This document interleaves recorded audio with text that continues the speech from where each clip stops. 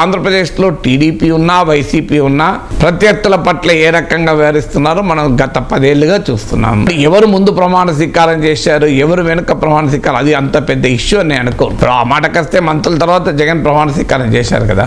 ప్రజలు ప్రియారిటీ ఇవ్వాలి తప్ప ప్రత్యర్థుల ప్రియారిటీ గురించి అరులు జారాల్సిన అవసరం లేదు. నిజంగానే వైఎస్ఆర్ కాంగ్రెస్ పార్టీకి, జగన్మోహన్ రెడ్డికి సభలో గౌరవం చుట్టూ రాజకీయం జరిపితే నష్టపోతుందో ఏం లేదు. మీరు ప్రజా సమస్యలు లేవనెత్తకపోతే ప్రశ్నించండి. ప్రజా సమస్యలు లేవనెత్తడానికి అవకాశం ఇవ్వలేదు అని అడిగితే గౌరవం ఉంటుంది. అందువల్ల కేంద్రీకరించాల్సింది ఈ ప్రోటోకాల్ల పైన, సాంప్రదాయాల పైన, సభలో గౌరవం ఇవ్వడం పైన కాదు. ఇప్పుడు టీడీపీ వాళ్ళు అంటారు మేము కారు లోపల దాకా పోనిచ్చాం.